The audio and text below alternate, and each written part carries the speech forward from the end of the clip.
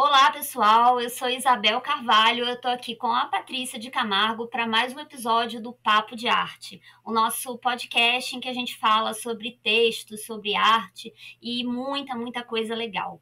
Hoje a gente vai falar sobre um texto de um historiador da arte britânico chamado T.J. Clarke. O T.J. Clarke, ele é conhecido pela pela busca, pela procura dele, pela pesquisa em torno da história social da arte. O trabalho dele é muito legal e hoje a gente vai falar especificamente sobre um livro que popularizou, na verdade, a escrita do T.J. Clarke, que é a pintura da vida moderna. A gente não vai falar do livro inteiro, a ideia é a gente dar assim foco em um dos capítulos em que ele fala sobre a Olímpia, a obra do Manet, e é um texto muito legal porque assim a forma como ele aborda a obra de arte a partir de documentos de época, jornais, cartas, críticas, enfim, ele faz toda uma pesquisa de documentos para poder abordar a obra do Manet e também ele vai trazer para a gente uma perspectiva desse trabalho não de uma forma autônoma, né? A gente tem muito essa ideia da arte moderna, a gente conversou isso no capítulo sobre o Argan e tudo mais, da autonomia da obra de arte, dela ser isolada de tudo, de todos, enfim. E o Clarke, como ele é um historiador social da arte, ele vai propor a reflexão desse trabalho do Manet dentro da sociedade parisiense do século XIX. E lembrando que Paris, nesse momento, tinha acabado de passar por uma grande reforma e que vai trazer ali novos moldes para as trocas sociais, para todas as questões políticas, enfim. Então, a obra, a gente tem que lembrar dessa inserção da obra dentro desse contexto. Tá? Então, acho que esse é um dos pontos fundamentais na obra do T.J. Clarke. Tá? Antes de eu passar a bola aí para a Patrícia, eu só queria comentar com vocês, né, que eu conheci o Clarke por causa de uma outra historiadora da arte social, né? Na verdade, a gente poderia chamá-la mais de historiadora feminista da arte, que é a Griselda Pollock. É assim que é uma das minhas autoras preferidas. Quem faz o meu curso está cansado de ouvir porque eu uso ela Isso que eu ia muito. falar. A Isabel ama a Griselda Pollock. Eu Mas adoro, ela gente. realmente merece esse amor. Ela realmente merece. É, ela é muito boa e ela tem um texto chamado Modernidade e Espaços de Feminilidade, que é um clássico dela, em que ela começa apresentando o texto do Clarke, Pintura da Vida Moderna, e ela já vai logo de cara, né, falar dessa espacialidade muito própria de Paris do século XIX, em que ela vai chamar de espaços de masculinidade, tá? Porque ela observa que boa parte dos artistas impressionistas homens, eles pintam muito esses espaços, principalmente esses prostíbulos, cafés, enfim, que são lugares que muitas vezes a maior parte das mulheres que frequentam não são da mesma classe social do Manet ou do Degas, por exemplo, né? Geralmente eles são frequentados por prostitutas, mulheres que não necessariamente, né, têm assim uma reputação a guardar, enfim, né? Então, esses espaços que só poderiam ser, assim, penetrados ali por homens. Então, e ela vai falar como que o Clarke fala do impressionismo a partir dessa cidade formada por esses espaços de masculinidade, né? Que é justamente o oposto do que as mulheres impressionistas estavam pintando, que eram espaços domésticos, que a gente chama de espaços de feminilidade. Então é bem interessante esse ponto de vista da Griselda e como ela vai trazer também o Clarke, e foi aí a partir dessa leitura dela que eu conheci a história social da arte. E é interessante a gente ter uma ideia da pintura que ele vai versar todo o ensaio que nós vamos conversar agora, né, do Clarke, que é a Olímpia. Na Olímpia, para quem só está escutando, tem uma mulher, ela está num divã, ocupa praticamente todo o primeiro plano. Vamos dizer que se tivesse em quintos, ela tá 3/5 aí, é essa mulher. Ela tá nua, uma das suas mãos tá ao lado, assim, tem como uma almofada grande, ou até, né, um travesseirão grande, e a outra tá sobre o seu sexo. Daí na ponta, numa das pontas, a gente tem um gato preto todo eriçado e ao lado, da parte atrás, vamos dizer, desse divã, nós temos uma mulher negra levando para essa que está nua um ramo de flores. Então, pra vocês terem uma ideia dessa pintura, dessa Olímpia do Manet. E é interessante porque o Clark, como a Isabel falou, que ele trata da história social, ele vai abordar o rebuliço que causou essa pintura e o porquê que causou esse rebuliço no Salão de 1865, onde ela foi apresentada. Ele pintou até um pouco antes, mas ela realmente veio a público nesse salão.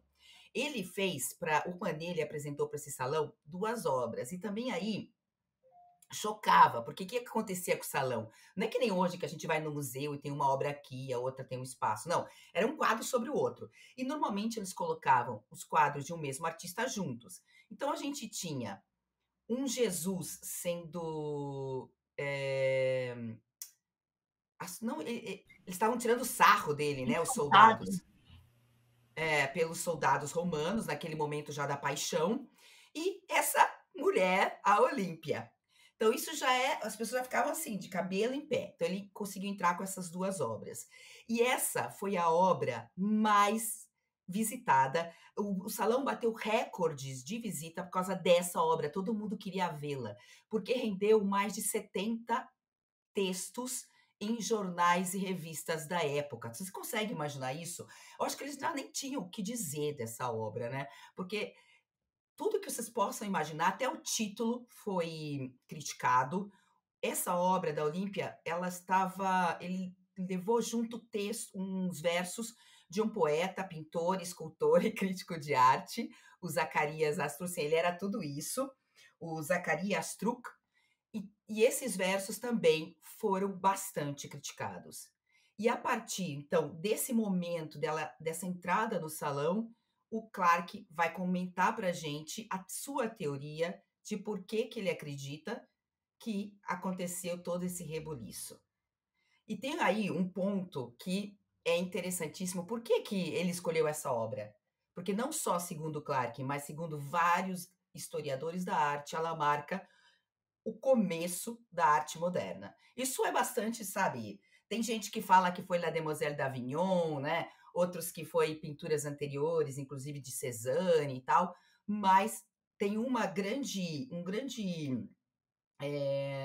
número de historiadores que colocam essa obra, porque ela vai desmontar uma ideia criada em torno do nu na pintura, desse gênero.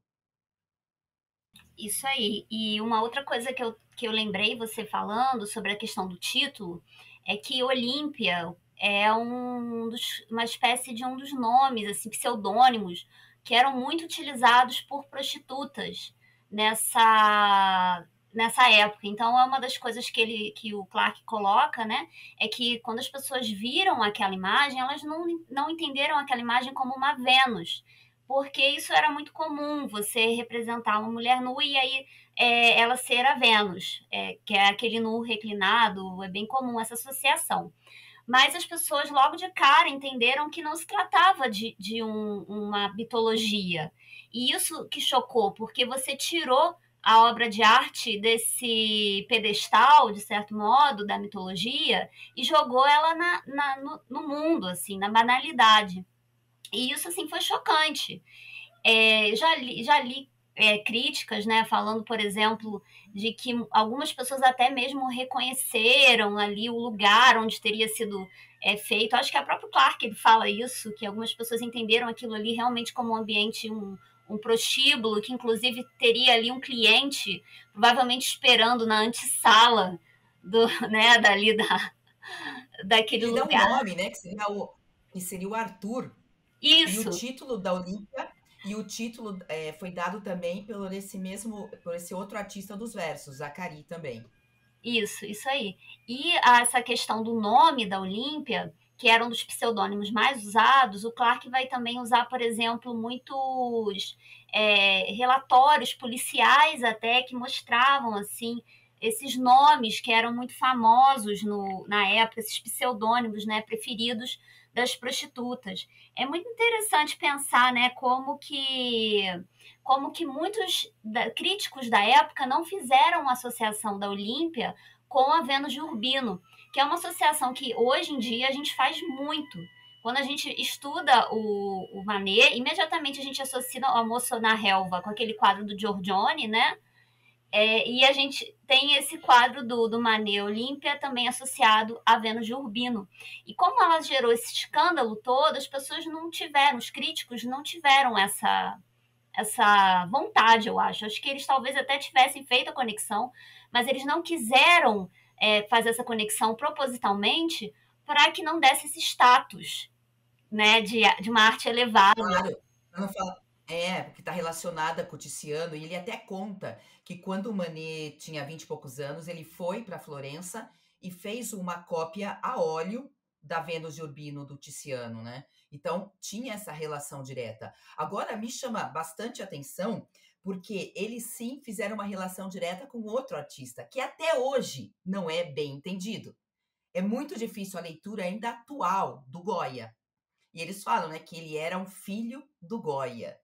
Então eles fazem essa relação direta. Então, e eu acho interessante no sentido que até a Berna Gonçalves, que escreveu um livro sobre o Goya, ela diz o seguinte: Goya soube pintar o presente com 200 anos de antecedência. A sua obra ainda hoje é atual e por isso é tão difícil de ser entendida. Ele coloca, principalmente nas suas gravuras, que até o Clark também vai falar dos caprichos, mas também nos Desastres da Guerra, que são 2 séries de gravuras do Goya, ele coloca as mulheres como papel ativo, protagonistas, e ele coloca a dualidade também nas mulheres. Elas não são só bruxas, elas também são cultas, inteligentes. Elas não são só manipuladoras, elas também manipulam. Então, isso tudo que eu acho interessante essa relação, que é claro, os críticos não fizeram essa relação, eles fizeram a relação com essas caras arredondadas, né? Essa coisa que para eles era até meio disforme, que eles consideravam a Olímpia que tivesse suja por causa dos contornos pretos e tal.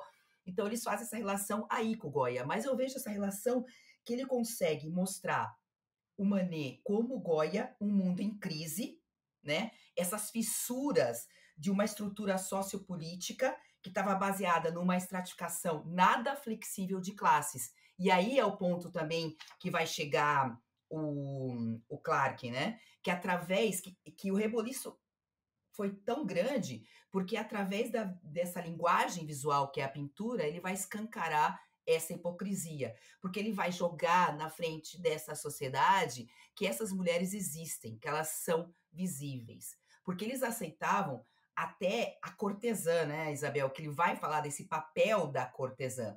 E quando ele fala do papel da cortesã, que era um mal necessário, ele não usa essas palavras, mas quer dizer isso, né? Era um mal necessário, porque existia o desejo masculino, não existia desejo feminino, existia o desejo masculino. E se a sua mulher de boa família não podia atender esse desejo, eles necessitavam dessa cortesã. Ela tinha um lugar nessa sociedade. Mas a Olímpia, eles não entendiam como essa cortesã, que usava até como uma fantasia que ela era uma mulher de boa família. E então eles não se sentiam tão mal, né, de ir ao encontro dessa cortesã. E ele escancara e torna visível essas mulheres que deviam ser invisíveis para a sociedade correr tranquilamente, né? E eles não queriam essa modernidade dessas novas classes que estavam se formando com toda a revolução de costumes e também a revolução industrial, que trouxe muita gente do campo para a cidade. Sim, e essa ideia que você falou dele ser aluno do Goya, tem outras críticas que também vão colocar o Manet como sendo uma espécie de Courbet mal acabado, né? Um Courbet assim, meio de segunda categoria. Eu achei isso muito, muito, muito engraçado. Não, eles chegam a falar que o Courbet e o Manet são os dois Marquês de Sade da pintura. Porque eles são depravados, gente. Eles são muito depravados. Eles escancaram o que não deve ser escancarado. Não, é engraçado que o Manet nem é tão escancarado assim, né? Eu acho, e assim, o Manet, eu vejo muito assim, nesse sentido de que ele estava querendo ser aceito. por mais que ele fosse provocador, eu tenho muito essa impressão de que ele, por mais que ele quisesse contestar e tudo mais, ele buscava aceitação o tempo todo. Tanto que ele fica super triste. O Baudelaire manda aquela carta para ele, né? E ele, nossa, se sente péssimo. Então é isso. Era uma. Não, o Ele... pessoal, Pode falar. Isabel, para o pessoal entender, eu acho que a gente devia comentar que na carta ele meio que ele faz de vítima, eles não me aceitam, todo mundo ri de mim e tal. E o Baudelaire, que era amigo, não vai ser condescendente, vai falar assim, o que que você acha? E aquele artista? Ele também, ninguém amava esse artista, e você acha que é melhor que eles para ser amado por todo mundo? Então é muito legal essa carta do Baudelaire. Sim, ele dá um tapa na cara do Manet, tá? E achei muito bom. E assim, além, é claro, do que eu acho que é o mais legal desse texto é que o Clarke ele vai trazendo as críticas que foram feitas ao Manet. E eu acho muito interessante, e uma das coisas que mais me chama a atenção é o fato deles chamarem a obra do Manet de esboço. Né? Porque as obras dele a gente consegue ver pinceladas, né? Bem marcadas e tal. Mas, se a gente pensar, na verdade, o Manet, ele era, de certo modo, até um pouco clássico. Assim, se a gente pensar depois do que vai vir com o impressionismo, com Monet, por exemplo, aquilo sim era o esboço, né? O Manet, ele choca não só pela questão técnica, né? Mas principalmente pela questão moral, que tem essa coisa subliminar. Isso que eu acho interessante. O Courbet, ele escancara. Você vê aquele Origem do Mundo, mas assim, se bem que a Origem do Mundo nem foi apresentada publicamente, né? Ela já foi direto para a coleção daquele Sheik. Então você não teve essa passagem pública para causar toda essa turbulência. O Manet, eu acho que ele causa tudo isso principalmente pelo fato dele colocar isso publicamente num salão oficial, sabe? Eu acho que tem essa questão também. Não, e eu acho que eu também concordo com você que ele não tinha intenção nenhuma disso. Tanto que ele renegava quando falavam que ele era pai do impressionismo, pai daquilo, pai disso, né? Pai de todos e tal, porque ele era o mais velho também. Só que acontece que ele, querendo ou não, fez com que todo aquele reboliço, com toda aquela risada, com todo aquele sarcasmo em cima da obra dele, fez com que uma geração se unisse. E a partir desse momento que eles pensam em realmente, conformar as exposições impressionistas que vão dar corpo ao movimento, que no meu ver é o primeiro grande movimento da arte moderna. Então, gente, querendo ou não, ele foi o responsável, porque essas chacotas que ele sofreu uniu esse grupo e quem sabe que claro que o impressionismo poderia ter surgido, mas de outra maneira, com menos força, mas eles realmente se organizaram a partir, desse salão e do que aconteceu com o Manet. Todos se ficaram doídos pelo Manet, né. Pois é, tem isso, né? A galera sentiu ali a dor do Manet. E assim, o que eu acho interessante é que depois, então, como a Patrícia falou, a gente vai ter esse surgimento dessas exposições independentes. Porque o salão era a exposição oficial ali. Era onde todo mundo que estava produzindo, assim, é como se fosse assim, vamos comparar assim, bem mal e porcamente, mas com uma feira de arte ou uma bienal, por exemplo, que é a produção contemporânea que está rolando ali, está sendo apresentada. Então, tinha um certo status artístico, mas ao mesmo tempo, né, você estava propenso a ser feito de chacota. Não que você, na exposição independente, não fosse, né, porque isso acabou acontecendo. Principalmente a primeira exposição impressionista, que nem era impressionista, né, Patrícia? Acho que era Sociedade Anônima, uma coisa assim.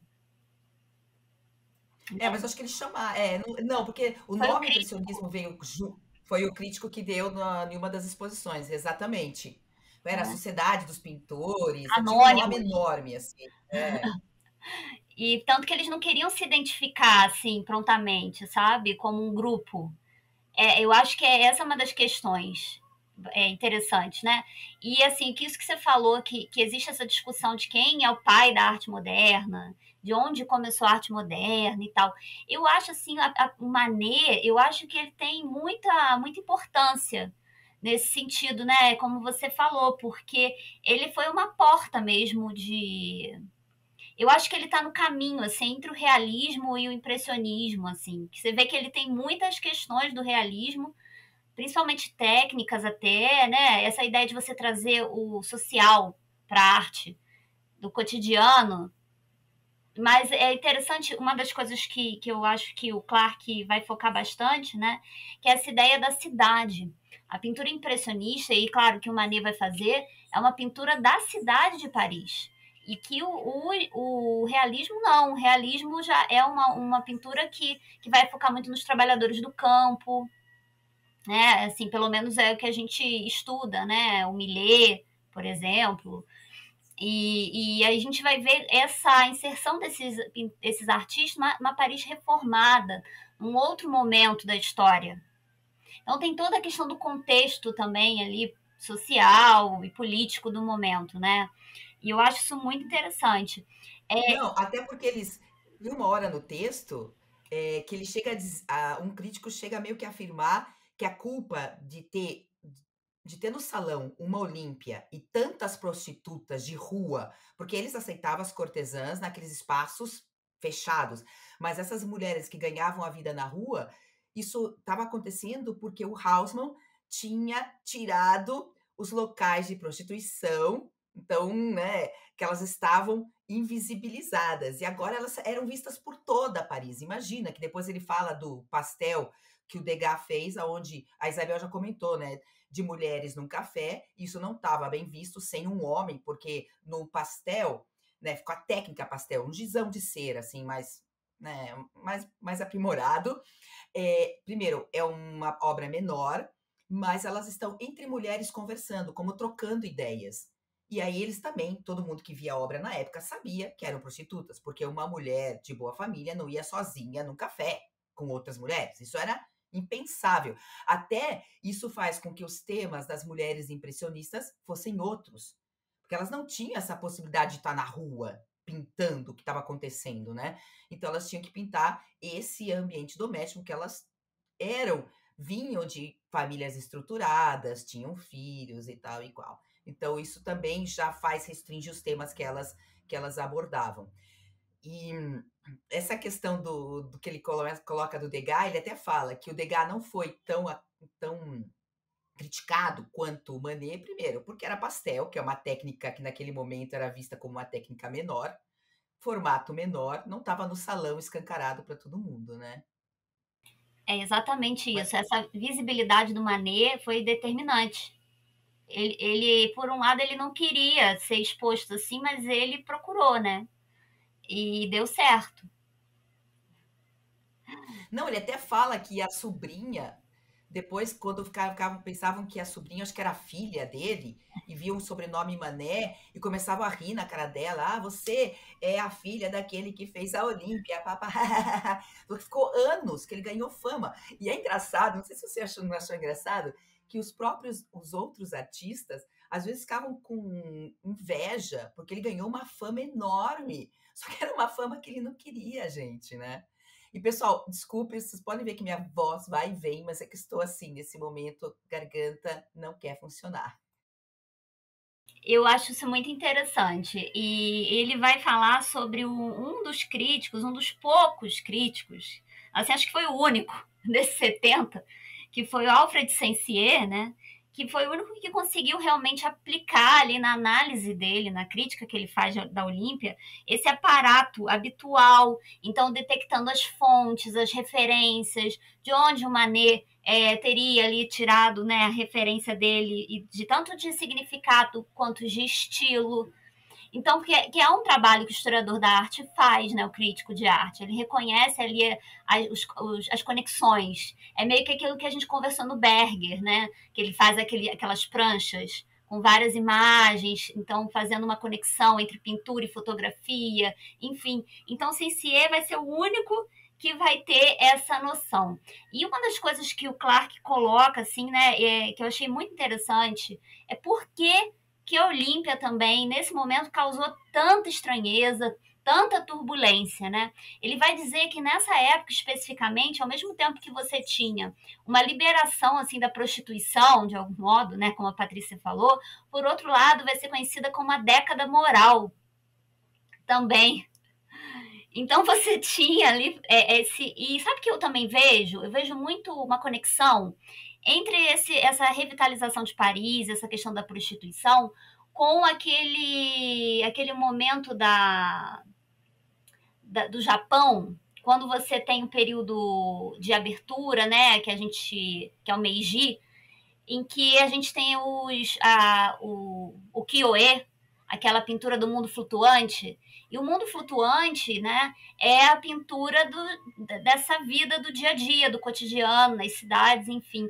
E uma vez eu estava lendo sobre isso, né, e falava muito que os artistas pintavam, pintavam não, porque era estilogravura, né, faziam trabalhos sobre lugares de prostituição, né, dentro de Edo, né, que é Tóquio atualmente, e outros lugares ali do Japão, que eram grandes capitais.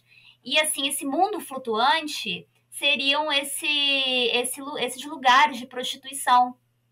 E eu estava vendo que esses lugares de prostituição eles foram muito incentivados pelo governo japonês para que os homens pudessem meio que se ocupar ali com a vida ali boêmia e tal, e não fossem encher o saco do governo. É meio que aquela ideia do pão e circo, que até em Roma, né, o Coliseu. É, exatamente.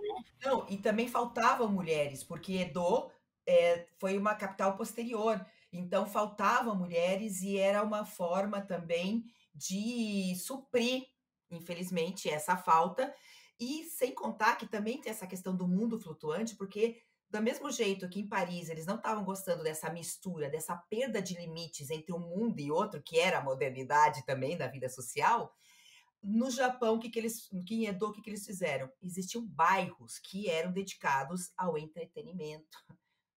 Então, também esse mundo flutuante, esse mundo que é quase parece que não existe. Se a gente não falar muito dele, ele não vai existir, né? Isso daqui que vocês estão vendo foi o distrito do divertimento que foi criado em Edo. Isso mesmo que você está escutando, é um distrito, um bairro de diversão. E para não ter problema de fogos, eles só soltavam fogos nessa ponte aqui, fogos de artifício. Porque, claro, como eles tiveram tantos problemas com incêndio, era muito perigoso. E esse também é o ponto também aqui da Olímpia, né?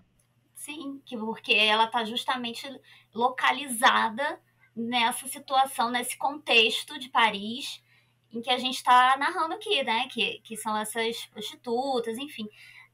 Sabe que uma coisa que eu gostei muito Uma também. coisinha, só uma coisinha que tem a ver com o que você acabou de falar, que é muito atual, infelizmente, que você falou da questão do decoro, né? E ele diz: o problema do conflito entre o decoro e o prazer sexual que se vivenciava naquele momento. E olha como isso é atual, né? Quando a gente tem também essa questão aí no dia a dia voltando, né? Do papel que a mulher de boa família tem que ter, e que a mulher é um ser praticamente assexuado, e voltando essas coisas que são absurdas e que eu pensei que já tinham sido discutidas à exaustão, né? Então tá retornando. É verdade, é muito, muito triste. Eu acho assim que em relação. Eu acho muito interessante essa conexão de pensar também como que essa prostituição, né, que vai se alastrar, né? Até o Clark vai falar que realmente isso vai ser uma situação assim até de crise ali, né? Porque muitas dessas mulheres elas não tinham autorização. Você precisava ter autorização para poder, né, fazer, né, o seu trabalho e tal. Infelizmente, né, muitas mulheres não tinham elas tinham que ser prostitutas e ponto, né? Elas não tinham outra possibilidade de sobrevivência. E infelizmente esse era um dos caminhos. E algumas não tinham essa autorização, então tem muitas que o Clark vai usar muita ficha de policiais, de delegacias e tal, para fazer as suas análises sobre como a prostituição ela se desenvolveu em Paris. Então eu acho bacana nesse trabalho do Clark que ele não fala só do quadro da Olímpia em si, por si ali, e tudo que ela causou, mas tudo que estava ali em torno, de fato, o que tá. Então, quer dizer, ele fala uma coisa muito interessante, que o Manet ele vai lidar com a modernidade em um dos seus aspectos mais pungentes e familiares, que é a prostituição. e que muitas vezes as pessoas não falam. Você já percebeu isso? Quando vão falar de impressionistas, quando pensa, por exemplo, nas bailarinas do Degas, todo mundo romantiza aquelas bailarinas, mas elas eram prostitutas, porque elas viviam uma vida extremamente assim precária. Eram mulheres que além de sofrerem um abuso, né, na própria estética delas, como elas deveriam ser, enfim, mas também, por exemplo, o fato de que elas muitas vezes tinham que se deitar depois dos espetáculos com aqueles caras que estavam bancando ali os espetáculos, enfim. Então, na verdade, esses camarins, essas coxias que somente homens podiam frequentar, como Degas, por exemplo, era um lugar também em que as mulheres eram objetificadas, né? Assim, tinham condições de vida muito precárias, enfim. Então a gente tem muito essa romantização dessa imagem dessas mulheres, mas no fundo, elas viviam uma condição muito precária. E Então, eu acho que o Degas ajudou a expor. Naquele momento não se vê, hoje tem gente que continua romantizando, mas ele mostra essa situação. Até que quando ele faz a escultura, né, e mostra essa questão da deformação do corpo em razão de estar muito nova, exposta a uma disciplina ferrenha, ele faz tal qual acontece o resultado no corpo daquela menina.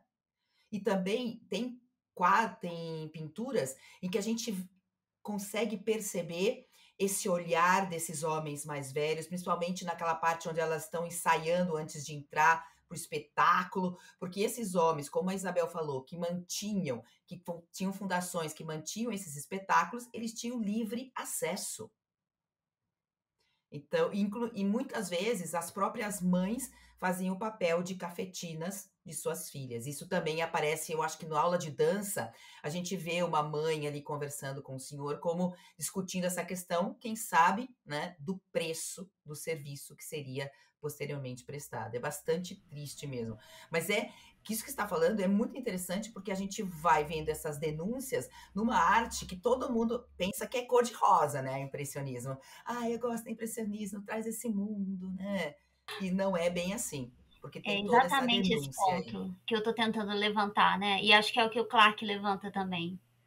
E me passa muita sensação. Eu, por exemplo, fui muito tocada por essas pinturas do Degas, pelos pastéis, os tutus, a terebentina, mas aquelas transparências lindas, enfim. Mas depois, quando você vai entendendo ali, continua ali, bonito, né? Mas assim, o fundo é um pouco mais. Não é tão feliz assim, o fundo do quadro, né? Assim, o que realmente está ali por trás daquela realidade.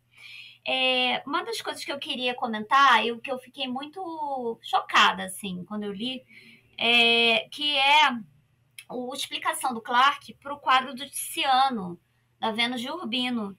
Porque existem várias interpretações de quem seria aquela mulher, para que aquele quadro teria sido feito. Eu já ouvi falar que realmente foi uma encomenda do Duque de Urbino para sua esposa, né? Ele futura esposa e tal. E o Clark vai falar sobre essa possibilidade do quadro ter sido feito em comemoração ao casamento de um cara chamado Guidobaldo II com uma menina de 10 anos chamada Giulia Varano. E que, de certo modo, né, o quadro ele foi proposto como uma forma de, certamente, introduzir, de algum modo, a sexualidade, né? Nessa menina de 10 anos, porque ela é uma mulher, né, já adulta, madura, ali, o corpo dela não é de uma criança de 10 anos, né, sem dúvida. Então não se trata do retrato. Ali, de fato, é uma mulher mais velha e que provavelmente ali se insinuaria ali quase como uma iniciação sexual, talvez, né para essa menina. E o Clark vai falar disso. E eu achei muito louco, né? Porque se você É pensar, forte. né? Uma menina de 10 anos, é claro. Não, e o pior é que era normal esse tipo de encomenda, em que esses quadros de casamento funcionavam como uma Playboy na parede, porque diziam que se tivessem quadros que tinham essa questão, como você falou, da sensualidade, para a gente não falar de outra coisa, né? De sensualidade no quarto, inclusive as crianças nascidas desse ato entre o casal seriam mais bonitas. Até essas barbaridades a gente escuta. E essa questão dos 10 anos era bastante também recorrente. As meninas normalmente iam para casa do marido com 10 e eles esperavam até que elas tivessem a primeira menstruação para realizar, então, a consumação do casamento. Então, se a pobre coitada tivesse com 12 anos, era com 12 anos. Pois é, porque não tinha nem infância, né? Tem aqueles estudos da Escola dos Análises, que Felipe Arries, eu acho que é o nome dele, que ele vai falar sobre, não sei se é ele ou foi o Duby, eu nunca lembro, mas vai falar dessa história da infância, né? De como que isso é uma coisa muito recente. E até então eram como se fossem mini adultos. Não se respeitava isso, né? Esse momento. A gente vê também nos livros do Dickens, a gente também vê, né, que com 7, 8 anos já trabalhavam nas indústrias, trabalhavam 12, 14 horas. Isabel, antes disso da gente chegar nas nossas recomendações, mas tem a ver com o que a gente está comentando, saiu um novo livro aqui da Maggie O'Farrell, e que chama O Retrato de Casada. E ela vai ficcionar a vida da Lucrécia de Médici, que é a terceira filha do Duque Cosimo de Médici, e da criança ela é levada ao casamento, ao matrimônio, com Alfonso de Este, que era o primogênito do Duque de Ferrara. E ela vai para o casamento com 12 anos. Não, ele era 12 anos mais velho que ela, e ela tinha 15 anos quando ela vai para a corte do marido em Ferrara. E o livro ela vai novelar a vida dessa menina. Que eu acho, que eu não sei, isso não é um spoiler porque eu não li ainda, mas eu acho que ela morreu super jovem, porque também essas meninas, se imaginam, se não tivesse sorte, no primeiro parto já morriam. Então, isso conecta bem também com o que a gente está comentando aí desse momento renascentista, né? Que a gente falou do Luciano. E que se conecta com o que a gente discutiu no podcast passado com o Berger, né? Retrasado, com o Berger também. Cara, você não lembrou um monte do livro do Modo de Ver? Lembrou. Eu acho que ele bebeu de certa maneira, porque esse é posterior. Acho que é. 85, eu acho, peraí que eu anotei. 85, de 1985, esse livro. Eu acho que ele bebeu, porque ele é britânico também. Impossível que ele não tivesse visto Modos de Ver, sinceramente. Então, eu acho que, principalmente a parte final, quando ele fala dessa questão do corpo da mulher, desejo, o nu, ele faz essa diferença igual o Berger faz, né, da pessoa nua e do gênero, da nudez e tal. Ele também vai fazer essa diferença igual a gente viu lá no Berger. Não sei se você achou também. Achei, em vários momentos. Provavelmente ele deve ter sido influenciado, mesmo que pelos programas de TV, sabe? De algum modo chegou nele. Cara, sabe uma outra coisa que eu achei, não sei se você chegou a ler a introdução, mas que o Clarke, ele vai falar como se fosse uma introdução, um prefácio que ele escreve depois do lançamento da primeira edição. Né, isso acontece, então, depois que você tem as críticas, as pessoas analisam, leem seu livro, são lançados, né, análises, e aí ele vai colocar ali nessa introdução, por exemplo, o fato de que muitas pessoas criticaram o trabalho dele porque ele omite muito, por exemplo, a própria descrição da Laurie, que é aquela mulher negra que fica no fundo da Olímpia. Então ele vai falar que ele recebeu muitas críticas por não ter adentrado numa análise também sobre aquela mulher negra que está ali no fundo.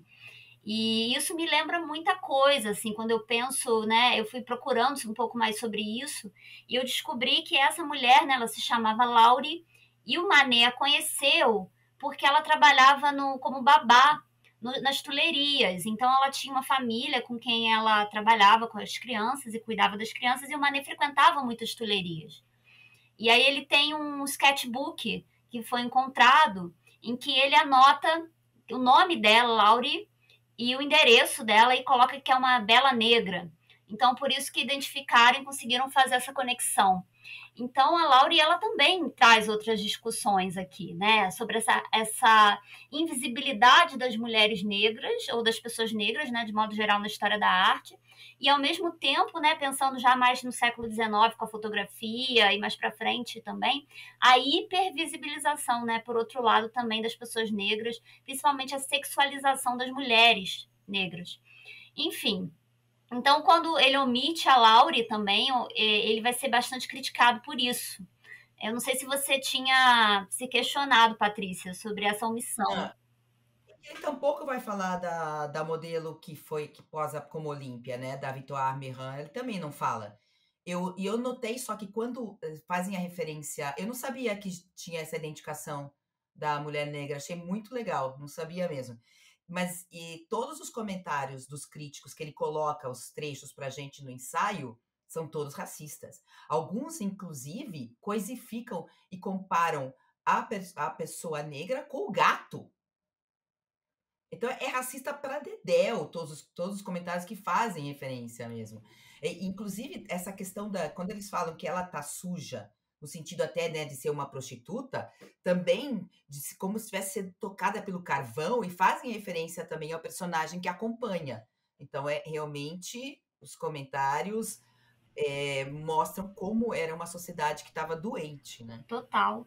E assim, ela se torna invisível, né? E tudo que se fala sobre ela tem essa questão pejorativa. É muito complicado, né? É porque da Olímpia eles vão falar das formas, que era horrível e tal, mas sempre vão falar. Agora dela, são poucos os comentários, pelo menos os extratos que ele coloca, e sempre essa relação com o gato, e sempre o racismo vem à tona bastante forte, né? E aí ele vai falar também, por exemplo, na introdução, sobre a crítica feminista, que muitas feministas acabaram, né? Isso é muito bom. Mas, enfim, foi assim. É legal ler essa introdução, porque é bacana, porque é uma forma de uma releitura dele ali, do que as pessoas acabaram sentindo, né, ao ler o trabalho dele. Eu achei muito bom. E é isso. Acho que a gente já falou tudo, né? Sobre o. É, esse ensaio, gente, é enorme, tem mais de 100 páginas. E ele vai, retorna e vai tentando colocar, então, essa teoria realmente dele, que é a seguinte, que a Olímpia alterou e jogou com as identidades que a cultura gostaria de manter imóveis, em especial as do nu e da prostituta, e que foi, sobretudo, por isso que se mostrou tão impopular. Daí ele tem mais umas frasezinhas e termina. Se isso não aconteceu com a Olímpia, por que ela foi criticada, né? Por que ela não foi aceita? Foi porque as identidades estavam na superfície, ou sobre ela, brutal e insolitamente e sem mediação. As pessoas enlouqueceram porque aquilo elas não estavam acostumadas a ver, como a gente já comentou aqui, né, para vocês. E agora chegou aquele momento das nossas recomendações, Isabel. Pois é, pois é. Então, posso começar? Eu queria falar só sobre um livro, na verdade, que talvez aí vai ser legal para quem quiser talvez se aprofundar nessa questão do Manet e de como o impressionismo ele foi sendo, não o impressionismo, né, mas o Manet no caso, né, ele foi recebido pelas críticas. Existe um livro, um texto, na verdade, um capítulo muito bom de um livro do Bourdieu, que até eu acho que o Clarke ele cita o Bourdieu em algum momento, que é o poder simbólico, né? E aí ele vai falar sobre a institucionalização da anomia. É esse o capítulo dentro do poder simbólico. O Bourdieu vai tratar sobre a questão dos salões, né, do caso da institucionalização da arte, e como eram os salões, a própria academia, como funcionava ali dentro os esquemas de hierarquias, de professor e aluno e tal, as panelinhas, enfim, coisas que a gente já conhece muito bem. E aí ele vai falar dessa institucionalização da anomia, né, a partir do Manet e do Manet inserido dentro dos salões, que é o lugar por excelência dessa arte oficial do Estado. Então, é bem interessante. E aí, o Bourdieu foi a primeira vez que eu entrei em contato com essas críticas que o Manet recebe na época. E ele vai trazer, por exemplo, a crítica ao bebedor de absinto, que chega a ser também apresentado no salão, antes de tudo isso que a gente viu. E aí ele vai falar, por exemplo, né, dessa ideia de que a obra do Manet era muito vista como algo inacabado, como um esboço. Então é bem bacana, porque aí, de certo modo, vocês também dão uma continuidade a essa leitura do Clarke, tá? Gente, primeira dica, eu vou vender a minha sardinha. Eu tenho 4 vídeos do Manet no meu canal do YouTube. Obrigado. @art365. Um é super curioso, vou deixar o título, ó. Basquiat, o que tem a ver com Picasso, Manet, Matisse e Charlie Parker. Depois, eu faço análise de uma obra, O Tocador de Pífano, que ele se inspirou diretamente numa obra do Velázquez, porque ele veio para a Espanha, visitou o Prado, enlouqueceu com Velázquez e com Goya. Depois, que tem tudo a ver com o que a gente acabou de falar aqui, que eu faço uma comparação entre a Olímpia do Manet e a Vênus do Cabanel, que é um pintor que teve muito sucesso na época, contemporâneo aí do nosso Manet. E por último, eu tenho também uma análise do Almoço na Relva, que a Isabel também comentou durante aí o nosso podcast. Então, isso daí vocês têm no canal do YouTube. E para não falar que eu só vendo a minha sardinha, tem um canal que eu amo. Para quem tem um espanhol médio, não vai ter problema nenhum, que é o canal no YouTube da Fundação Joan March. Se chama Joan March. Depois eu vou colocar também para vocês, a Isabel também coloca no Spotify o nome da fundação e quem sabe até direto o YouTube deles. Eles têm muito vídeo de história da arte e de literatura. Cara, eles só trazem gente muito, muito boa. Por exemplo, agora tá um livro que recentemente foi publicado no Brasil, que eu já tinha comentado e recomendado, que é Os Europeus, do Orlando Figes. Tem uma entrevista desse escritor aí também no canal da Fundação March. É maravilhoso o trabalho que eles fazem, gente. Vale muito a pena. Tem desde arte antiga até arte contemporânea. E, por fim, uma obra que, graças a Deus, foi republicada no Brasil, que eu li aqui em espanhol, chama A Obra, do Émile Zola, que tem tudo a ver com o que a Isabel falou, porque ele vai explorar de forma novelada como eram os salões, como era a vida artística nessa Paris aí do final do século XIX. Menina, esse livro eu queria muito ler, né? Porque eu li trechos dele naquela coleção A Pintura. E eu lembro dela falando, né, que o Cézanne seria o principal personagem. Eles até foi motivo de discórdia dos dois. O Cézanne acha que ele se espelhou nele na sua vida para criar o personagem principal. E tanto que depois disso eles não se voltaram a se falar. Eles brigaram e eles eram amigos, gente, desde a infância. Eles estudaram juntos. Um defendia o outro, eram amigos. Depois o Zola, quando o pai do Cézanne não dava dinheiro para ele, emprestou dinheiro para o amigo, assim, a fundo perdido e tal. Mas por causa desse livro, A Obra, que foi agora publicado pela editora Unesp, numa edição linda. Aqui, ó, acabaram de publicar, gente. Olha, eu recomendo muito porque é um cara que viveu essa época, que escrevia sobre os salões e vai trazer, vocês vão compreender como era dura a vida, não só dos artistas, mas também dessas modelos, né? Que muitas prostitutas tinham esse trabalho duplo, posavam para esses artistas e também não conseguiam viver só com esse trabalho e tinham que também se prostituir. Então, tudo isso é abordado aqui nessa obra-prima. E quem gosta de Zola já sabe, né? É tapa na cara um seguido do outro, né, Isabel? Pois esse livro é legal, eu tô pensando aqui, até porque ele não era um crítico de arte conservador, né? Não era aquela visão de um cara ultra mega conservador. Ele tá falando do ponto de vista dessa galera, assim, que era rebelde, sabe? Então é bem bacana nesse sentido. Eu já li trechos, eu não sabia que ia lançar a tradução, uma nova edição. Eu acho que nem tinha tradução, tinha? Esse seu. Não. Quem sabe teve em algum momento e tal, mas eu acho se fez, que não estava teve, descatalogado. Mas a Unesp, eles estão lançando naquela coleção de clássicos dele, que é uma edição primorosa, assim. Sim. Se vocês quiserem que a gente fale desse livro aqui, ó, deixa nos comentários aí, fala com a gente, porque, né, ia ser muito bacana a experiência de ler. Ia ser muito bom. Sabe quem vai muito nessa linha também, que eu adoro? É o Balzac.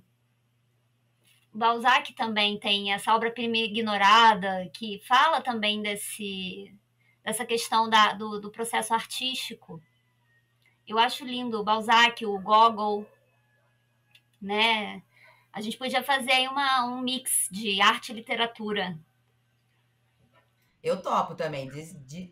Agora a bola fica aí na mão de vocês. Isso Vocês que aí. devem falar pra gente, comentar se vocês querem ou não, que Acho a gente ótimo. Sabe o que eu queria não pode. indicar agora? Vou indicar outro livro também. Eu tentei pegar ele ali, mas depois a Patrícia coloca a capinha aqui para vocês. Que é Peraí, gente, que eu confundi. Sobre a modernidade. É isso. Sobre a modernidade do Baudelaire. Porque acho que é uma referência bem bacana também para meio que prolongar esse assunto, né? Também de um crítico da época, ponto de vista de um crítico de arte da época. E o Baudelaire tem um capítulo muito interessante, aliás, tem mais de um, né? Tem um que ele fala sobre as mulheres, especificamente sobre a questão da maquiagem, que eu acho incrível.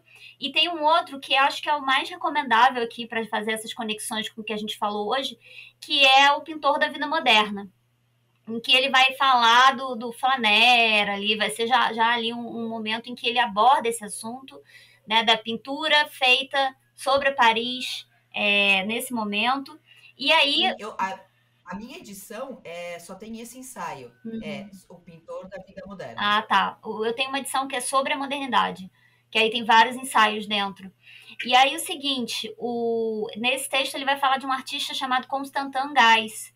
Eu acho que o Clark ele chega a citar o Guys, né? Porque o Guys ele vai ser um pintor assim que pintava muito principalmente, eu acho ele mais assim, quase um documentarista mesmo da época, sabe? Ele vai trazer realmente essas cortesãs, as prostitutas, nas ruas, andando nas ruas, tá? Porque é uma discussão muito interessante se a gente pensar nessa ideia, né, de que mulheres é que caminhavam pelas ruas, por exemplo, de Paris. Então, o Geisel ele vai trazer essas mulheres, né, essas mulheres que andavam sozinhas ou que andavam até uma com a outra, mas você percebia pela roupa dos desenhos dele e tal, pelos trajes, que não eram mulheres, por exemplo, da classe social do Manet, como a Berthe Morisot, a Mary Cassatt, por exemplo.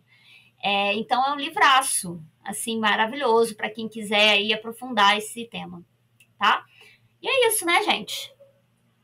Concluímos aí com mais graça, como fala o Vasari, nosso episódio, né? Muita graça.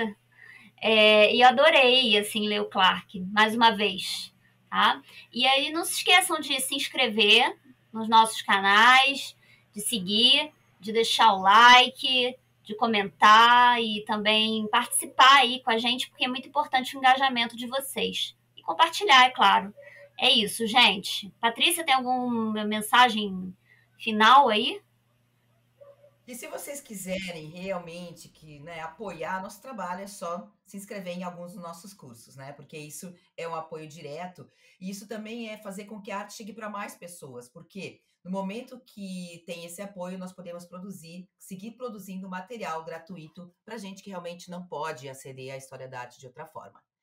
E hoje eu deixo vocês aqui das Canárias, espero que no próximo eu esteja com mais voz, com um beijo no coração. Um beijo, gente. Até a próxima.